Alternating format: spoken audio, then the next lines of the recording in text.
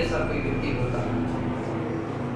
और कभी आप दूसरे मुस्लिम समाज में देख लीजिए, मुस्लिम समाज में जब नमाज वगैरह पढ़ते हैं, एक साथ सभी के सिर झुकेंगे, एक साथ वो वैसे बैठ जाएंगे, एक साथ वो अपनी नमाज अदा करते हैं।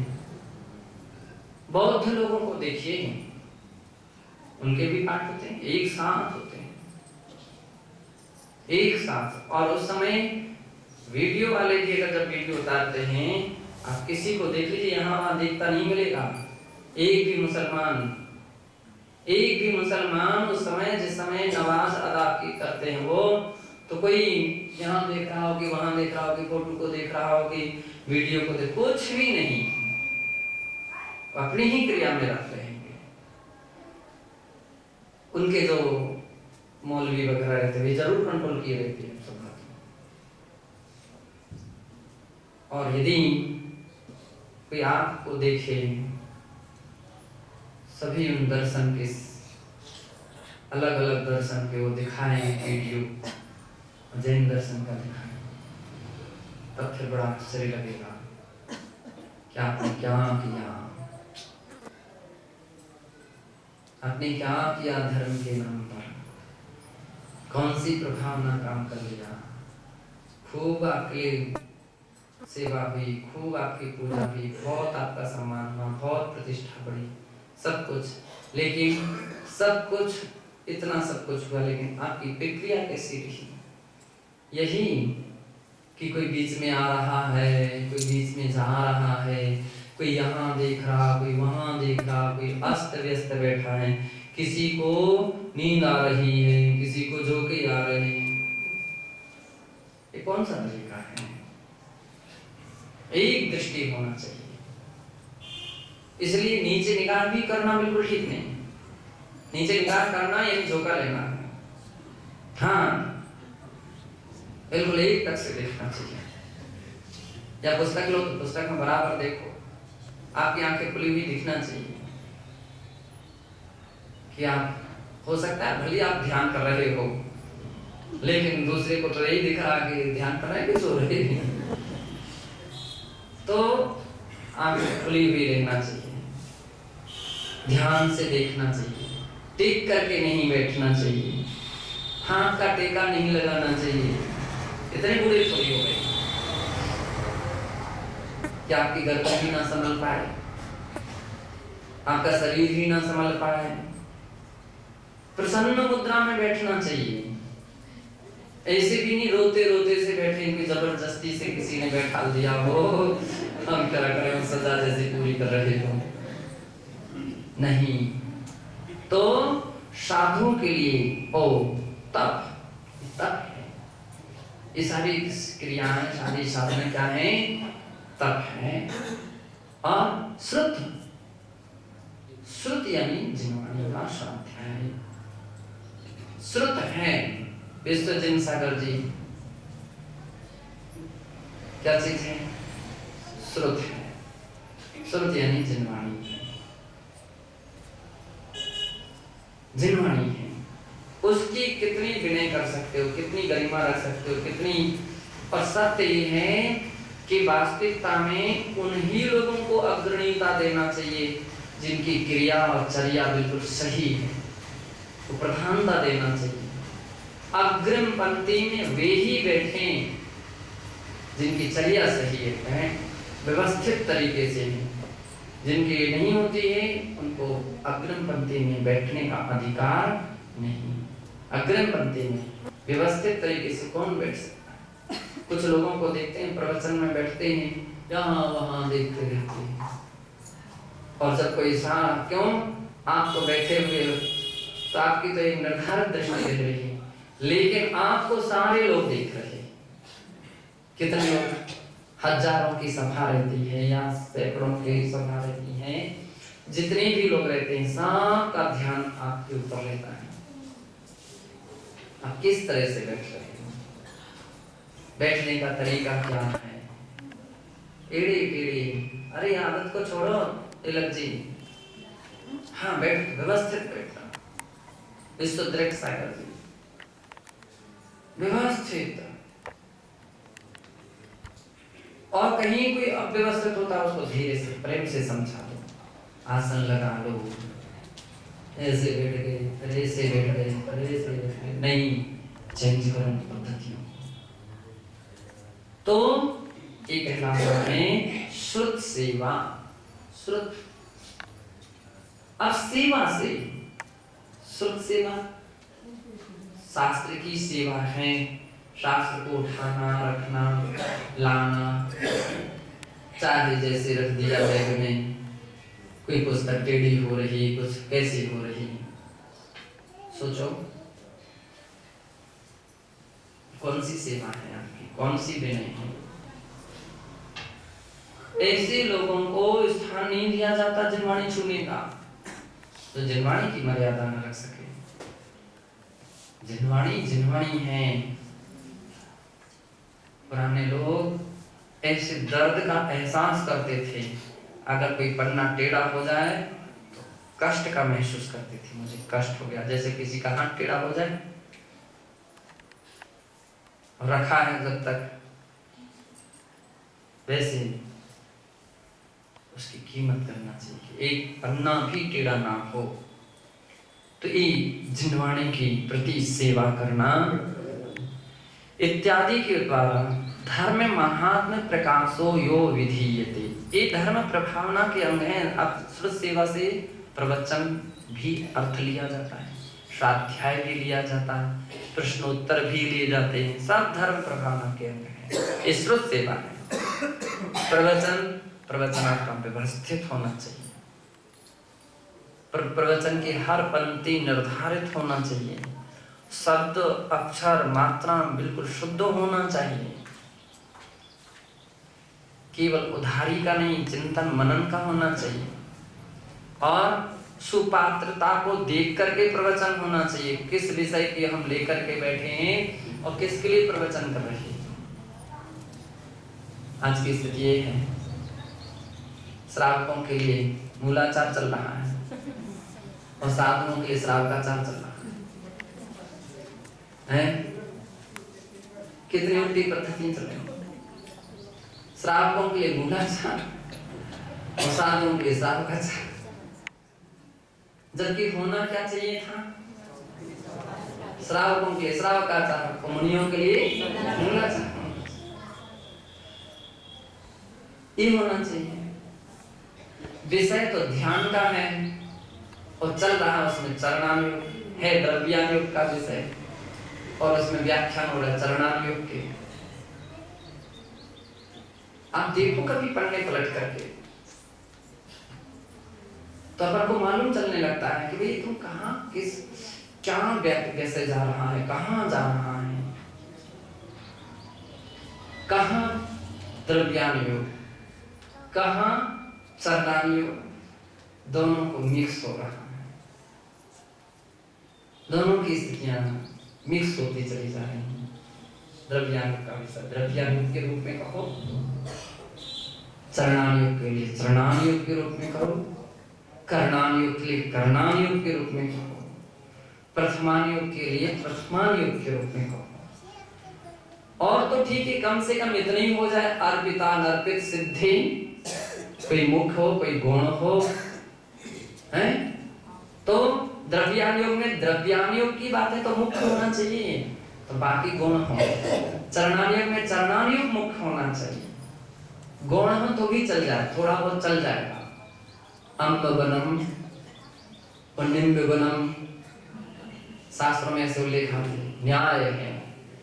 आम के वन में दो चार नीम के भी वृक्ष है ना, दो चार यानी थोड़ी मात्रा में, तो भी वो आम्रवन ही कहा जाएगा, आम्रवन। अब आम्रवन अभी अपन रास्ते में देख करके आम बगान, आम बगान, चंदन बगान, आम्र बगान, आमों का बगीचा। तो आमों का बगीचा था क्या, केवल आम ही आम थे और कुछ नहीं था क्या? और भी थी, घास भी थी, आम से भी थी, और भी पेड़ पौधे थे, फूल के भी पेड़ पौधे थे, लेकिन नाम था आम्र बगान, आम्र का वन, चंदन का वन। अब चंदन का वन, क्या चंदन ही क्या कहते, और भी और भी ऐसे कितने अपन को वृक्ष जगह वन मिले, तो वन या बगीचे से मिले प्रमुख रूप में।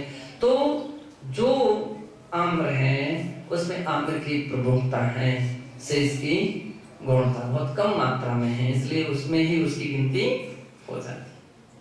जिस अनुयोग का विषय है वो अनुयोग प्रधान होना चाहिए, शेष अनुयोग छोटे मोटे पॉइंट उसमें चल सकते हैं।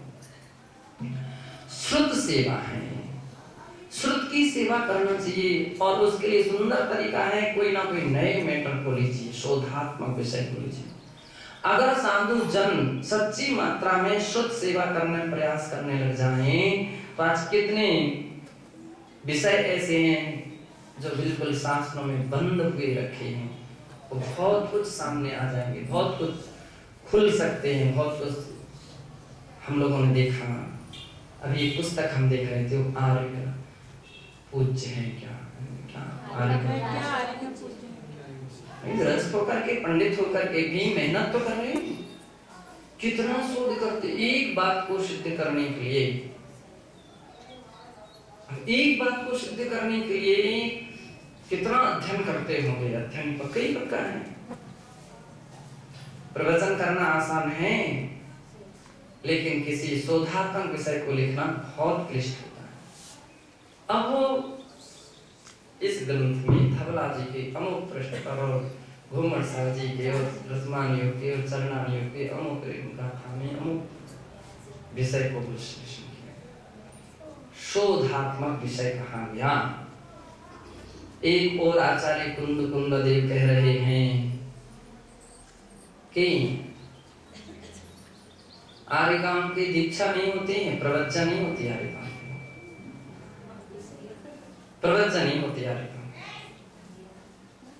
और दूसरी ओर आचार्य श्री कितने पूरे के पूरे ग्रंथ बोल रहे हैं कि नहीं, आर्यकाम ने दीक्षा ली, उन्होंने प्रवज्जा ली, उन्होंने प्रवज्जा ली, प्रवज्जा ली, प्रवज्जा ली। अब देखो अभी तो परस्पर बाधित हो गया, हम लोग कहने लगते हो तो बाधित हो गया, लेकिन जिनवाणी तो बाधित होती नहीं है। अब क्या करो, ये कोई प्रवज्जा नहीं होती, कोई प्रवज्जा होती है। तो इसका मतलब है कि आचार्यों की विचारधारा या उनके कहने का, उनकी जो विवक्षा है, वो विवक्षा दोनों की अलग है। प्रवज्जा नहीं होती है। जो आचार्य महाराज कह रहे हैं, वे ये कहना चाहते हैं कि उनकी निर्ग्रंथ मुनि की तरह दीक्षा नहीं होती। एक आचार्य कुंद देव का कहना है कि उनकी निर्ग्रंथ दिगंबर मुनि की तरह दीक्षा नहीं होती, इसलिए वो प्रवज्जा नहीं है। प्रवज्जा का स्वरूप उन्होंने दे दिया कि यथा जात मुद्रा का नाम प्रवज्जा है, यही प्रवज्जा का स्वरूप है। 28 मूलों का पालन करना, परिश्रम का सहन करना, आदि आदि जो भी इस प्रकार के बहुत सारे स्वरूप है ना, ये प्रवज्जा का स्वरूप है। ऐसी प्रवज्जा आर्यकाम के लिए नहीं होती, लेकिन जो आचार्य करें प्रवज्जा होती है। तो कैसी आर्यकाम की आर्यिका के अनुरूप प्रवज्जा होती है। सीधा सीधा बेटा इतना संतुलन अभी तक दो तरफ से खींचा ताने चलती, एक तरफ का लोग बोलता अरे आर्यिका की दीक्षा नहीं होती, और दूसरा बोलते कैसे नहीं होती है, जो ऐसा कहे सो मिथ्या दृष्टि, और वो लोग जो कहे सो मिथ्या दृष्टि, तो दोनों को मिथ्या दृष्टि कहने लगे। और तुम्हारे आपस की अज्ञानता ने आचार्यों को मिथ्यात्व में लेकर के रख दिया। अज्ञानता किसकी? समझने वाले की। अज्ञानता किसकी? समझने वाले की। वो नहीं समझ पाया तो बात इतनी खिंच गई। लेकिन जब दोनों बातों को एक साथ रखा गया, संतुलन बनाया गया कि एक ओर कहा जा रहा कि प्रवज्जा नहीं होती है, और दूसरी ओर कहा जा रहा है कि सुलोचना ने प्रवज्जा धारण की, अंजना ने प्रवज्जा धारण की, सीता ने प्रवज्जा धारण की, ब्राह्मी सुंदरी ने प्रवज्जा धारण की, राज ने प्रवज्जा धारण की, प्रवज्जा धारण की। ये तो कह रहे नहीं की, हाँ, तो दोनों के स्वरूप को समझ लो। वो जो वहाँ प्रकरण चल रहा था, वहाँ जो कथन चल रहा था, वो किसका कथन चल रहा था? निर्ग्रंथ मुनि का कथन चल रहा था। तो जब तक कोई व्यक्ति प्रकरण को ना देखे, ना समझे और अर्थ लगा दे, तो अन्यथा अर्थ हो जाएगा, गलत हो जाएगा। ना देवा करो अर्थ, ना देवा। अब जो प्रकरण को ना समझे ना जाने अगर अर्थ करेगा तो कहेगा देव नहीं होते हैं, ये उसका अर्थ निकलेगा। जबकि वहां प्रकरण क्या चल रहा है? नपुंसक वेदों का वर्णन चल रहा है। तो देव नपुंसक नहीं होते, सीधा सीधा देव नपुंसक नहीं होते, इतना अर्थ। तो जो अब अर्थ कौन करे? अर्थ केवल शब्दों का अर्थ नहीं किया जाता है, ध्यान रखना। शब्दों का अर्थ करोगे तो व्यक्ति अर्थ से अनर्थ में भी पहुंच जाएगा। शब्दों के साथ उस प्रकरण को भी देखना पड़ेगा कि वहां प्रकरण क्या चल रहा है, और वो प्रकरण जो देखेगा और प्रकरण के अनुसार अर्थ करेगा तो सही अर्थ पता जाएगा। तो जहां मुनियों का प्रकरण चल रहा है वहां वैसी दीक्षा आरिका की नहीं, लेकिन जैसी आरिका की दीक्षा होती है, मतलब आरिका की दीक्षा होती तो आरिका के अनुरूप दीक्षा होती है, जैसी आरिका की होना चाहिए। बस दोनों सामंजस्य बन गया, दोनों को प्रसन्नता गई, दोनों खुश हो गए। जो आपस में खींचातानी शुरू हो रही थी, एक दूसरे ने एक दूसरे से क्षमा मांग लिया। जीवन जिनवाणी का अवर्णवाद बच गया, नहीं तो व्यक्ति कहां से कहां व्यक्ति पहुंच जाता। तो सदैव सदैव इस प्रकार के सत्य और तथ्य को समझने का प्रयत्न करना। धर्म महात्म प्रकाशो यो विधीयते, यही सबसे बड़ी प्रधानता। एक व्यक्ति की शंका का समाधान कर देना, एक व्यक्ति की भ्रांति को दूर कर देना, संशय को दूर कर देना, अज्ञानता अगर किसी तत्व के विषय में, धर्म के विषय में है, उसको समझा देना। प्रवचन का अर्थ क्या है? प्रवचन खाली ऐसा नहीं कि अपने आए और सुना करके चले गए, नहीं। प्रवचन है जिस विषय में वो व्यक्ति अनभिज्ञ है, उसको वो बात सुना देना कि भी धर्म की ये महिमा है। अब शास्त्रों में धर्म की कितनी परिभाषाएं नहीं। एक जगह आचार्य कहते हैं अहिंसा परमो धर्म, दूसरी ओर आचार्य महाराज क्या कहते हैं? बत्तु सहाबो, तीसरी ओर क्या कहते हैं? चारित्रम हरो धम्मो, चौथी ओर क्या कहते हैं? त्रयंत्यम च धम्मो, और फिर क्या कहते हैं? खमादिदैवो धम्मो, और क्या कहते हैं? दानम पूजम मुखम झाणं शयनं पूजम झाणं शयनं जदि धम्मो दया। हम लोग घबरा जाते, क्या महाराज हम तो समझ में नहीं पा रहे हैं कि आचार्य महाराज आखिर में धर्म की कौन सी परिभाषा, कितनी परिभाषा बतला दी, इतनी प्रकार की परिभाषा बतला दी, अब हम कौन सी बात माने? कोई बात नहीं। जो आचार्य का कहना था प्रकरण के अनुसार आचार्य ने समझा। जो हिंसा कर रहा था उसके लिए कहा धम्मो दया विशुद्ध, जो दया से विशुद्ध है वो धर्म है। जो व्यक्ति सम्यक दर्शन से रहित था, मिथ्यात्व में अपनी जिंदगी गुजार, अरे दर्शन मूलो धम्मो, दर्शन धर्म का मूल है। जो तत्व से अनभिज्ञ था उसके लिए कहा था वस्तु सहाबो धम्मो। जो केवल चर्चा में अपनी जिंदगी गुजार रहा था, अरे क्या चर्चा, रत्नात्रयं च धम्मो, रत्नात्रय धर्म है। जो क्रोध और बैर विरोध में बैठा हुआ था उसको खमादिदैवो धम्मो ऐसा कहा। जो कभी दान पूजा नहीं कर रहा था, गृहस्थ होकर के भी अरे दानम पूजम सावयव मुखम, है ना? हाँ, ये प्रमुख धर्म है। जो साधु ध्यान अध्ययन नहीं करते उनके कहा झाणं शयनं सावित, ये धर्म है। तो जहां जैसा आचरण के लिए आवश्यकता पड़ी प्रकरण में, उन्होंने उस प्रकार के धर्म की व्याख्या दी और व्यक्ति के लिए धर्म की महिमा से बतला करके उसको धर्म से जोड़ा। ये तो गुण कहलाता है। लेकिन एतस्य प्रतिकूलाचरणम तदांतरायादिकरणम वा अप्रभावना दोषः। एतस्य प्रतिकूलाचरणम, इससे प्रतिकूल आचरण करना। कह दैयो तुमको महाराज से शिकायत करना सो कर दैयो, हमको डांट और लग जाएगी और प्रायश्चित मिल जाएगा। हम तो लेकिन ऐसे ही हैं, हम तो इतने ही बैठे, हम तो ऐसे जो ही काम कर रहे हैं। क्या कर रहा है? अप्रभावना। अप्रभावना, आपस में कोई बात हो जाए, विसंवाद, आपस में तू शुरू हो जाए, तो दूसरा लोग देख करके प्रभावित होगा क्या? अप्रभावित हो जाता है। या तो कहाँ हो रहा, लड़ाई झगड़ा मचा है, ऐसा कहेगा। ये अप्रभावना। अब एक बार कोई व्यक्ति अप्रभावना कर देता है, क्या उसके पास ताकत है क्या उसको धोने की? दुनिया कितनी भी बात कर लेती है, बाद में क्षमा याचना करते, मुझे माफ कर दीजिए, क्षमा कर दीजिए, मैं भूल में था, मैं आवेग में था, मैं कसाय में था, तुमने तो क्षमा मांग ली।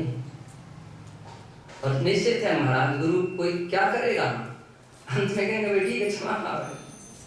लेकिन जो तुमने गलत प्रचार कर दिया, गलत मान लीजिए प्रसारण कर दिया, अब क्या उसके लिए तुम धो सकोगे क्या? जब तक रहेगी तब तक तुमको कर्म का आश्रय बंध कराती ही कराती रहेगी निरंतर, क्योंकि एक आपने ऐसे बीज बो दिए हैं। अब वो जड़ से समाप्त होना कठिन है। बेशरम जो रहती है ना, उगती रहती है। अब वो वैसा अपना फल देगा, जैसा बीज बोया वैसा फल देता रहेगा। कितना कैसा फल देता रहेगा। तो अब जब व्यक्ति के अंदर में होश आता है, जब उसके अंदर में कुछ विवेक जगता है, ज्ञान जगता है, आत्मविशुद्धि जगती, तब फिर उसको लगने लगता है कि भैया ये हमने क्या किया, इसको तो जन्म जन्म तक भी व्यक्ति धो नहीं सकता है। आवेग में आकर के व्यक्ति एक दूसरे के ऊपर आरोप प्रत्यारोप लगा देता है, लेकिन बाद में क्षमा मांग लो, क्षमा हो जाएगी, पक्का ही है, निश्चित। अब क्या करेंगे, शायद कोई खुशी में करे चले, क्षमा तो हो जाएगी। लेकिन ये जो आपने बीज बो दिए हैं, उसका फल कई भाव तक भोगना पड़ता। जैसे अपने आया कौन से वो देव लक्ष्मीवती रानी थी, एक बार अनादर किया था उसने, कोई बार बार अनादर नहीं किया था। लक्ष्मीवती ने कितनी बार अनादर किया था? मुनि महाराज का एक बार अनादर कर दिया था, एक बार उसने तिरस्कार कर दिया था। और एक बार भी कोई ऐसा नहीं कि मान लीजिए भाव, मान लीजिए उसने कोई घंटे 2-4 घंटे 10-5 मिनट हुआ होगा, इतने तो समय था कि मुनि महाराज तो आहार के लिए आए थे और राजा ने पड़गाहन कर लिया।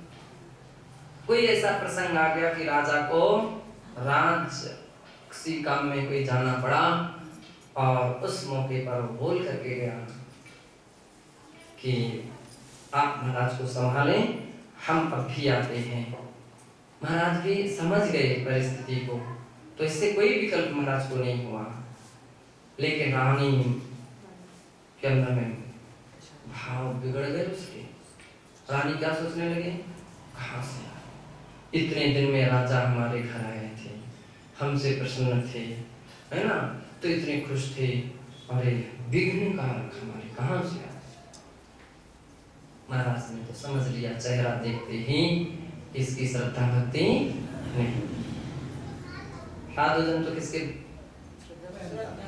क्या देखते हैं? भक्ति देखते हैं, श्रद्धा भक्ति देखते हैं। और एक बार नहीं, एक भक्ति नहीं, 9 भक्ति, 9 भक्तियां देखते हैं। 9 बार भक्तियां देखी जा। भोजन के इतने भोजन नहीं देखते हो, लेकिन भक्ति जरूर देखते हो।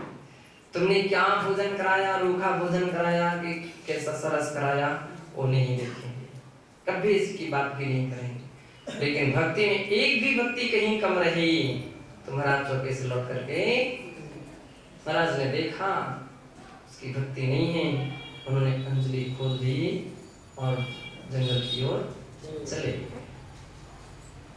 अपनी साधना में लीन हो गए, अपना कर्म का उदय माना, अपना अंतराय कर्म का उदय था, ऐसा सोच करके समता भाव रखे। लेकिन हुआ क्या, देखते ही देखते उस रानी के लिए कुष्ठ रोग हो गया, कोढ़ हो गया। और कौन सा कोढ़? गलित कोढ़। सारा शरीर गलने लगा, बीभत्स दुर्गंध आने लगी। राजा तुरंत लौट करके आया। मेरी समझ में ज्यादा अंतर तो नहीं आया होगा, कितने भी सोच लो आधा घंटे का अंतर आया, क्योंकि राजा ने आते ही कहा महाराज का।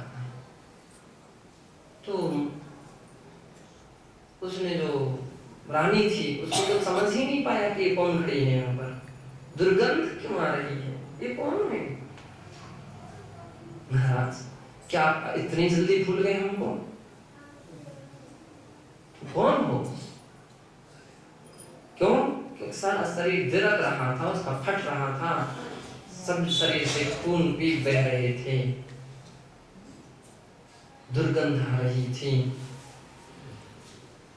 मालूम चला कि रानी ने मिराज का अभिनय किया, अनादर किया, तो उसने रानी के लिए राज्य से या अपने राजमहल से बाहर कर दिया। जंगलों में गई, भूमि में भटकी, उसकी आयु पूरी हुई, कुकरी हुई, डूकरी हुई, सुकरी हुई, कौन कौन सी पर्यायों में गई। एक इतने समय का जो पाप है, कितने भव भव तक घुमा दिया उसने। इतना सा तिरस्कार की सजा कितनी बड़ी हो सकती है, अपन लोग कभी नहीं सोच पाते हैं। हंसते हंसते व्यक्ति कर्म बांधे, और जब उदय में आता है तो कितना दुख होना उठाना पड़ता है। तो इसलिए पूज्य आचार्य महाराज कह रहे हैं, अप्रभाव ना है, छोटी छोटी सी बातों को लेकर के कभी तकलीफ सहन कर लेना। तत्क्षण की तकलीफ ज्यादा नहीं रहती है, उसको सहन करना अच्छा है, लेकिन वो समझदारी है। लेकिन थोड़ी सी असहनशीलता के कारण अपन अप्रभावना का कर देते हैं, अनादर तिरस्कार कर देते हैं, उससे तो बढ़कर के भव तक के लिए अपन को दुखों को आमंत्रण कर लेते हैं। तो इस प्रकार से आचार्य कहते हैं अप्रभावना नाम का दोष है। सम्यक दृष्टि रेते दोषे ही सर्वथा मुक्तो भवति। सम्यक दृष्टि जीव जो है इन कितने प्रकार के दुखों से मुक्त हो जाता है, इनसे रहित होता है। शातु निसंगतादि गुणैः राष्ट्राभि समलंकृतो धार्मिक क्षेत्रे चंद्र इव सर्वाह्लाद करो भवति।